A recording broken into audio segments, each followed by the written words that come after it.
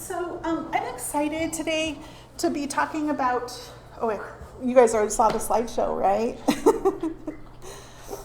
Of course, we went through our prayer request, and this is just to please reflect on, if your closest friends were to list your 3 strengths, your greatest strengths, what do you think they would choose? Okay, so just a big secret, I'm a school teacher, and when students come into class, you always have like a bell question, right, that they're supposed to be thinking about, and so I couldn't help but do this, so I apologize, because I know you're not children, you're beautiful ladies, but it does kind of get us thinking in what the direction that we'll be going. So that's the reason I have it up there. And then connection opportunity to encourage a sister. We had the slips last week. We gave this a try, and I hope it worked out for you, that you maybe heard from somebody that you haven't heard from before, or just a connection. And you just ask. Suggestion? Yes. I totally forgot it. Okay, perfect. Thursday I get a message on my phone. My phone is new. I haven't only had it 2 weeks. And it said, "Have a blessed Thursday." And I'm like, okay. The Lord has spoken. And then yesterday, I get another message about something about Saturday. And I'm like, "And I'll see you tomorrow." And I'm thinking, who is this? I know. So I would suggest you say something like who you are. Okay. For us people that like stalk. Yeah. It was wonderful after I figured out that's what it was. That's awesome. It's so true, right? So if it's not in your contacts, or maybe it has been, but you got a new phone. So, that's great. Well, I'm glad that you got those messages. I did. Thank you. And I'm glad that it made you think a little. You're like, that's fun. So, I have commitment issues. I'll just tell you that right now. So that's why I have this slip right here, and you only have to do it for a week and once. So you're welcome to keep your slip from last week if you'd like. I put the date on it, and you can tell I'm horrible. Bonnie, I photocopied it wrong. You know the back. I apologize, Tanya. I was thinking about you. This isn't correct, but I didn't want to waste paper. Anyways, so this slip of paper, if you have time or if you want, you don't have to do this. You just put your name and your cell phone or your email, whichever way you'd like to receive a positive message from a friend in class. And then you might get a message on your phone or an email. But also, if you have time, you can also say a prayer for that person too, which would be helpful. When you've finished filling out your slip, at the end, we'll just put them all in here. And then you can just take one out. And I thought it was interesting. I was like, I wonder if there'll be any leftover slips. And there wasn't. It was neat. Everyone who put in took out. So that was really cool. Okay. Enough assignments and bell questions. I guess it's time to get on with the lesson. And today I'd like to talk about gifts, spiritual gifts. And, it's this. So a lot of us, as we talk about spiritual gifts, we have the opportunity to, some of us feel like we know what our gift is. Some of us wonder, like, do I have a gift? What is that? What does that look like? So talking about spiritual gifts, it's kind of like where we move on once we become a Christian, and then we have the opportunity to utilize this. So we're just going to touch on these today. We're not going to actually, next week we'll talk about each different type of gift, but today I want to just touch on what spiritual gifts are, why they're important, what are some ways that they can be abused, if you will. So we're going to look at that. Okay, so we're going to be looking in Romans 12, 3 through 8. Is there anyone who could read that? It's like, how quick can we get to our Bible? Thank you. For by the grace given me, I say to every one of you, do not think of yourself more highly than you ought, but rather think of yourself as silver judgment, in accordance with the measure of faith God has given you. Just as each of us has one body with many members, and these members do not all have the same function. So in Christ we are many form one body, and each member belongs to all the others. We have different gifts according to the grace given us. If a man's gift is prophecy, let him use it to the proportion to his faith. If it is serving, let him serve. If it is teaching, let him teach. If it is encouraging, let him encourage. If it is contributing to the needs of others, let him give generously. If it is leadership, let him govern diligently. If it is showing mercy, let him do it cheerfully. Thanks, Maddie.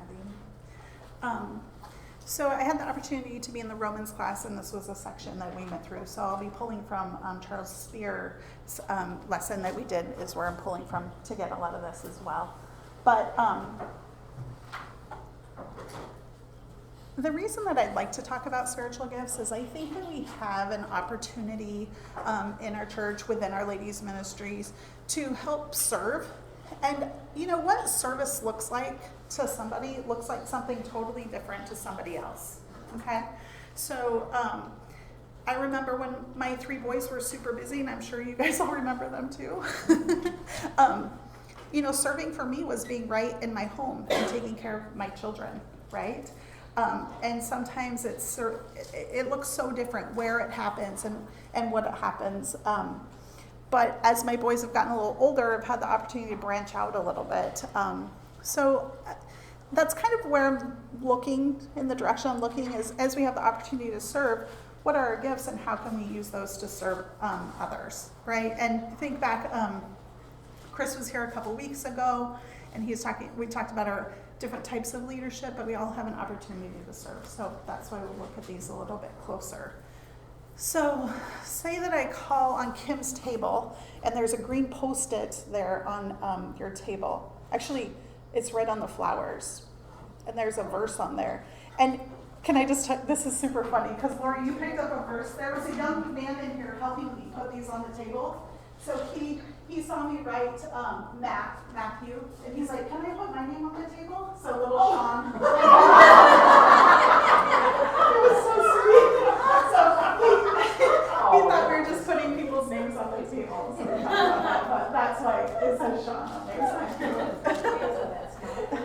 Kim, would you mind just sharing that verse? Sweet. Matthew 23, verse 11. And I forgot my reading glasses. Oh, sorry. So I'm going to do my best. The greatest among you will be your servant. Right. And who's that? Yeah, exactly. And who was the greatest among us? Jesus, right? And what did he do? He served. Exactly. So it's just a reminder that there's lots of opportunities to serve, and that's why we'll be looking a little bit closer at this. So which spiritual gift did God give you? And just kind of a little moving through. In Romans, we're going to look at Romans 12, 3 through 6 right now. I thought it was really interesting in the first verse 3. It talks about that we have to have a proper view of ourselves that involves having a correct attitude. So of course it's going in, and if you have a gift and if it's abused, or if you become really prideful because of your gift, which can happen, and we saw that happened to a church that Paul wrote a letter to, right? Does anyone remember what church that is? Starts with a C. So anyways, we just want to think as we go in and we explore possibilities of what our possible spiritual gift is, that we want to make sure we do that in a humble way, as it states, having a correct attitude. And the other thing I never want to forget is that our gifts are given to us for the benefit of the body, for our church family, right? So they're given to us from God. It's kind of hard to be selfish about something that God has given us, but it's something that they are to be used for the benefit of the body, and that's in verse 4 and 6.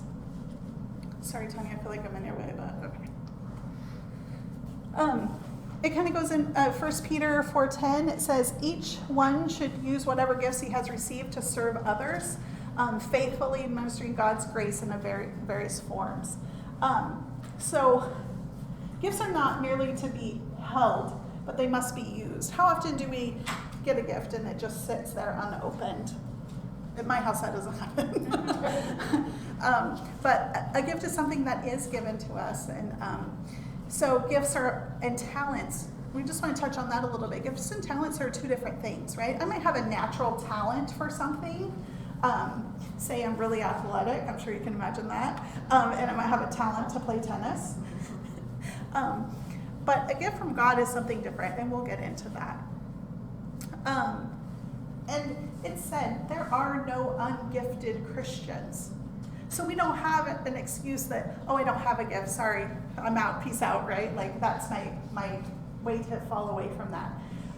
It's said that there are no ungifted Christians, and that gifts may be hidden, they might be unknown, they might not be used, but we all have at least one. So just a reminder. Can I? Yes, please. Go back to one slide. Well, on the first one, gifts are not merely to be held, but they must be used. But I've known people, and myself included, that I get a gift from a person who really gave it out of their heart, and I say, what is this? I don't want this, I don't know how to use it, I don't know what to do with it. And I think sometimes we don't recognize the gifts that God gave us in some way. That's really good. And sometimes we have to work a little harder to figure out, well, how do I use this? And I think as a new Christian, that's a little more difficult, but I feel like the opportunity to mature or opportunities come up that you can start to see your gift. But that is such a good point, because I've gotten gifts before and they're so cool. Like a fun Mary Kay facial thing a student gave me. I was like, oh, that's so sweet. I loved it. I set it up on the shelf. I never used it. A year later, well, 2, 3, I think it moved up here with me. I went to use it and it was dry. Like all the cream had just like dissipated. Because it wasn't used, right? And yeah, thank you, I appreciate that. Did you have something, Paula? One of the things that to help us find our gift, the book, The 5 Love Languages, I think that is an excellent way to help us see what our true gift is. Mine is the gift of service. And not everybody has that gift. Some people don't want to serve, but some people like to do the gifts. Right. And I think recognizing what our love language is helps us know what we can do to serve and be in church. Those contributing factors to your gift? Absolutely. Yes, I wonder sometimes if we think our gift is what we enjoy doing as opposed to what God is actually calling us to do. good point. I kind of do that a lot. Any other points on that? It can be both. Yeah, that's a good point too. So I think we also shouldn't feel like we're lacking when we don't have a gift that we feel the church needs from us. Like if I'm not a kid person, and so I'm not called to the ministry of children, and I shouldn't feel bad that I'm less of a Christian because of that. And that all comes to being part of a body, right? Yeah. Like, does a hand feel bad that it's not a foot? That type of thing. Absolutely. Good point. Thanks. Kim, did you have I something? was just gonna say, I think you can use your talents to give gifts. Uh-huh. I think you can combine the two. That it's in there. Yeah, and I look forward to exploring these more deeply, definitely, because, for example, your talent of photography could help if your gift is service, right? That would help you give the opportunity of that. And I'm just making that up in my head. But often, I think that we, as sisters, see each other's areas of their strength that sometimes we don't see ourselves. Maybe people tell you, oh, there's areas. So I think sometimes it can be hard to examine ourselves or to find the answer to that. And also, through reading, it seems like the opportunity to mature, to find out what our gifts are. Where do spiritual gifts come from? In the study that we came from, they come from God. In verse 3, it says, "For by the grace that is given to me," and just as he went on to describe, like grace given by God, kind of takes out that I'm so great, look how good I am at whatever my gift is. This is a gift given to us, so it keeps us humble. Even the measure of how to use the gift is given from God. So I love that. Spiritual gifts are to be exercised with humility. It says silver in judgment, right, as we utilize those skills. In Romans 12, 4 and 5, I love that it points this out. It doesn't say the church is like a body. The church is a body, right? We're all a part of it. And it totally replaces that individual thought of me and that, but we're all part of that body. Each part belongs to one another. The thought of separating a member from the body and attaching its own identity apart is really foreign to Scripture, right? It's that we work together with that. And of course, we need our members. And when I say that, I think that at times, like it's to be vulnerable and to express with our sisters ways that we need help if we need it, or we need support, because people have different gifts that they can give us to go from there. And as we said, and Mike did a lesson, it's super funny as you're looking through your pictures, you're like, hey, Mike stole that one off the internet. Every member has a unique function in the body, and they perform the function with gifts and giving them by God. Just a reminder that we're all part of that body. So we want to talk about the proper use of gifts. That's in Romans 6-8. And in Romans is just a partial list. The gifts are also mentioned in 1 Corinthians and in Ephesians.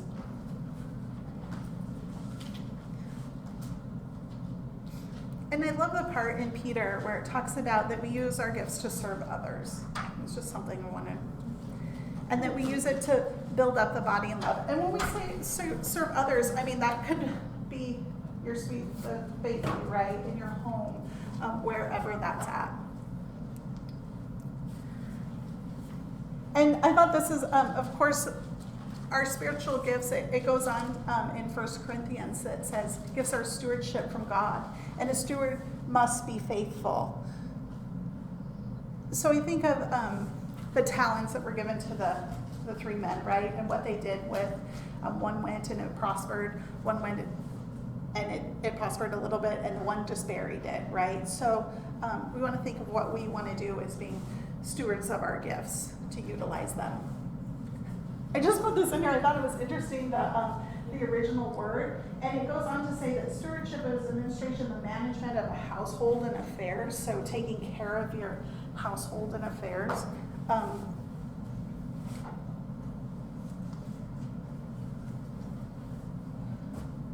Okay, so it's often thought that the main task of evangelists is to help as we're being led, to help us develop and to find out what our gifts are and how they can be developed. So that's something that we can look to, and it's to help people discover and develop and use our talents, right? That's done by exploring the Word with people, helping to see others, what they might have. So if you do notice something positive in someone, please remind them of that. Anyways, so there's also the discovery or different things, and it says, does anyone ever really feel like they know what their gift is? And some people are in a discovery stage. And do you guys think that a gift develops as a Christian matures? So I don't know. I'm just interested in the thoughts there. I think that, and it would be nice if I had the list, right? I had someone recently, I was discussing a lesson with them and said, I really feel like I have a gift to be able to see when people have a need. And I can really tell when someone has a need. And she was telling me, she says, I don't always do something about it, but if I could just help connect people with a need. And she says, I just thought it was really interesting. So I just want you to think about it this week. We'll get into them next week, what they are, and some opportunities. And there's of course a quick quiz you could take in certain areas if you like certain things. That Paula's kind of like the love language thing, right? But I just want you to think about that this week. And because I don't ever like to talk too much, we're going to take the last part of the day, and I have our directory here. And I just want to say something really cool happened. I had to make more copies because this is a great tool if you want to pray for somebody or if you want to reach out or anything. So it does have the information. And I just thought it was really sweet. I had a sister say, I just got this card this week and I really, really need needed it, and just to know that someone's thinking about me. And somebody who hadn't been here was having, some health things, and you guys sent that to her, and it was just really neat to see that. So, because we have 10 minutes, and class, so we'll do that, and then class is over. Leilani doesn't have to stay late because she's like, remember last week? I thought we were still in class. So I have postage and I have addresses, but here's a list, and if you just want to meet with your table or 2 per table, the cards are over here. You might have different ideas or needs, so they're kind of categorized. If someone from your table wants to get a card, they're there. And if you don't want to get a card and you want to just do some encouragement, there are cell phone numbers or email addresses. You could send a message that way. So, any questions or input or? Okay, so it seems we get to talk with our friends. Get up and move around so you get your card or your thing.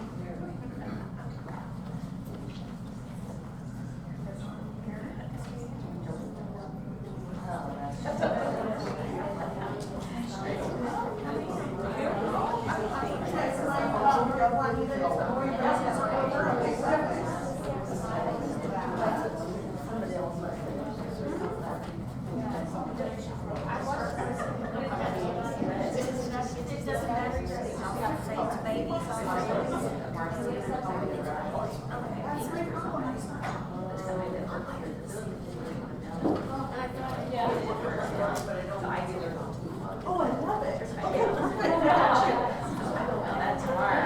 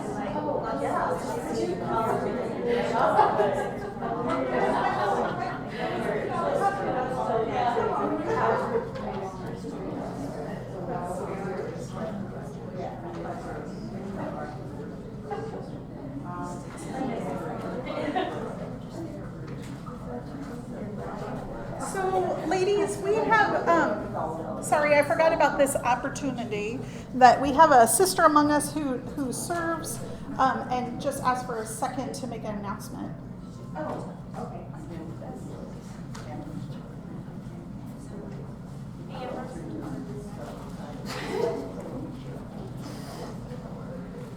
So many of you might know, some of you might not, that I have been volunteering at the Heart Reach Center over across from Sears. It's a great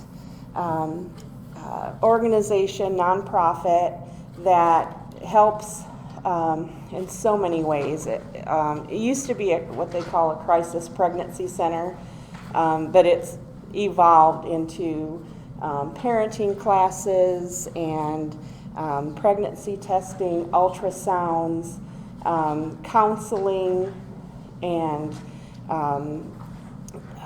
we'll continue to evolve to provide free STD testing and that type of thing. There are volunteers that go out to the schools and they teach about abstinence and to the young students starting in middle school, because we know that Planned Parenthood gets to them pretty early.